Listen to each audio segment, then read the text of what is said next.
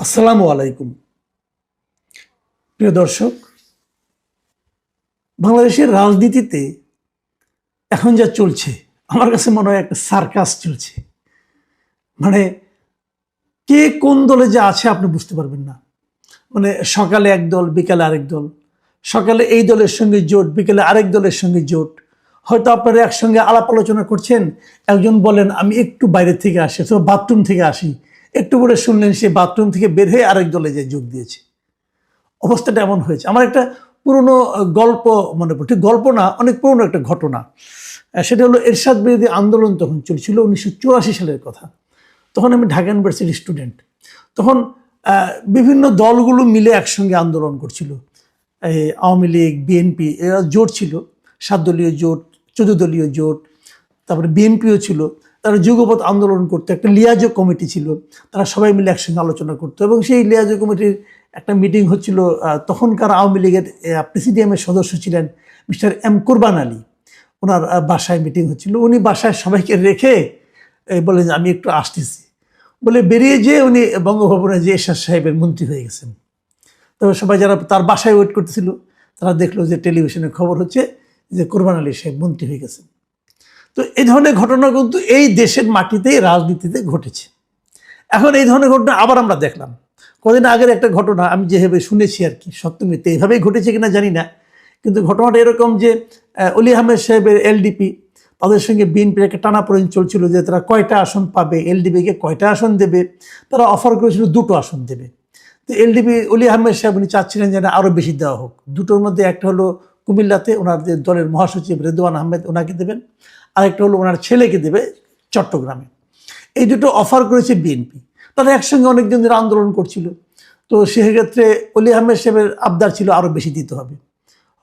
তো এইভাবে হচ্ছে না। হঠাৎ করে ওই মিটিং থেকে নাকি বেরিয়ে গেছেন রেদওয়ান আহমেদ।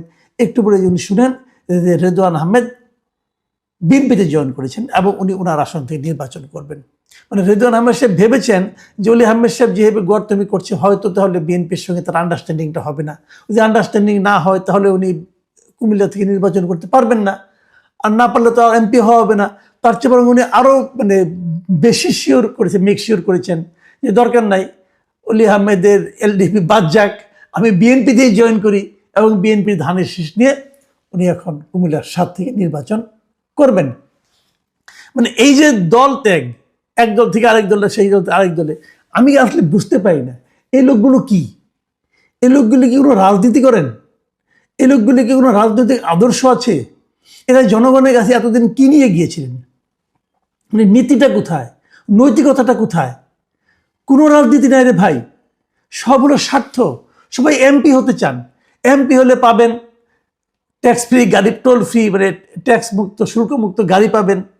এমপি হলে অর্থনৈতিক সুযোগ সুবিধা আসবে, এমপি হলে লুটপাটের একটা অবাধ লাইসেন্স আসবে। এই তো, তাহলে এর নাম রাজনীতি? তাহলে এত বড় বড় কথা, বড় বড় ডায়লগ কেন?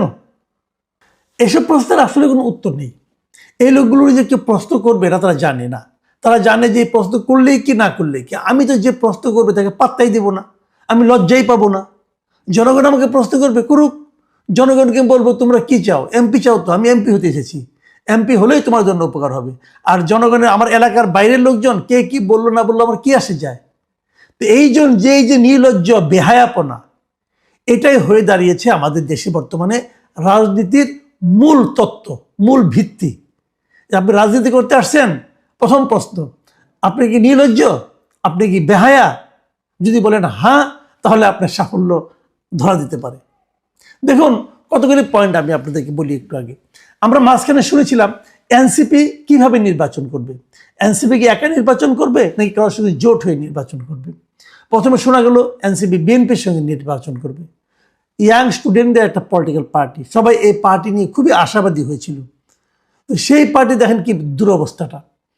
এনসিপি নতুন একটা পার্টি হলো, তারা প্রথম তারা সরকারের সঙ্গে খুব তাদের সম্পর্ক ভালো, সরকার তাদের কথায় উঠে বসে, পরে ধীরে ধীরে সরকারের সঙ্গে সম্পর্ক খারাপ হলো।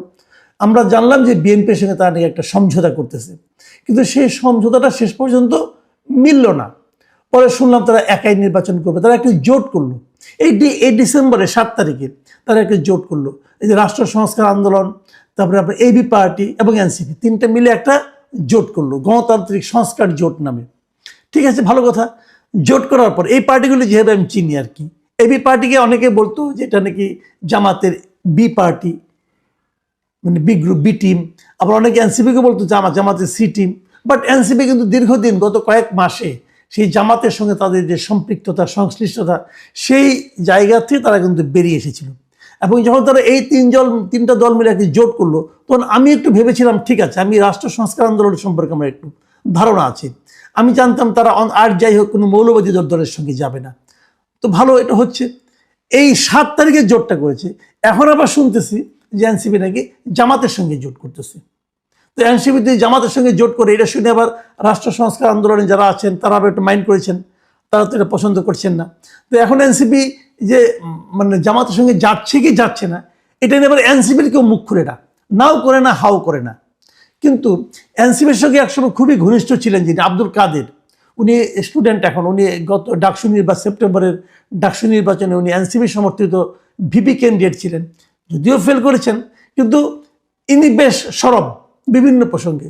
উনি এর মাঝখানে গত বৃহস্পতিবারে ফেসবুকে একটা স্ট্যাটাস দিয়ে বলছেন যে এনসিপি জামাতের সঙ্গে জোট করতেছে, এবং সেখানে বলছেন যে এখন ঝামেলাটা হয়েছে যে কয়টা আসন তার নেবে, এবং তার ভবিষ্যৎবাণী হলো যে 2-1 দিনের মধ্যে এটা ঘোষণা হবে, এনসিপি জামাতের গর্ভে বিলীন হয়ে যাচ্ছে। এখন প্রশ্ন হলো এনসিপি কয়টা আসন পাবে, 30টা নাকি 50টা? যতটুকু আমি জেনেছি এটা নিয়ে নাকি মোটামুটি এখন তাদের হচ্ছে, মানে দর কষাকষি হচ্ছে, 30টা পাবে নাকি 50টা নেবে।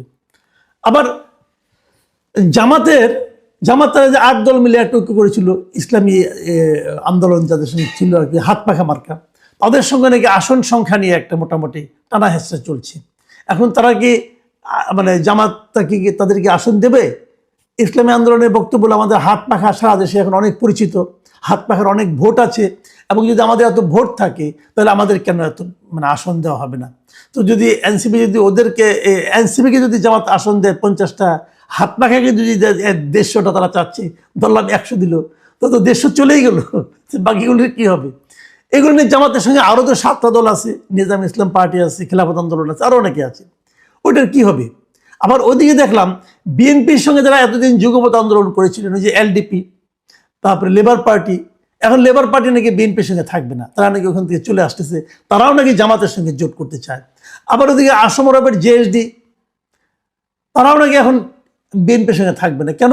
উনি লক্ষ্মীপুরের একটা আসনে আসম রবের ওয়াইফ তানিয়া রব, উনি ইলেকশন করতে চান, ওনাকে নাকি বিএনপি দিতে চাচ্ছে না, অতএব উনি এখানে থাকবেন না, ওনারা এখন জামাতের সঙ্গে এসে মিলমিশ করে ইলেকশন করতে।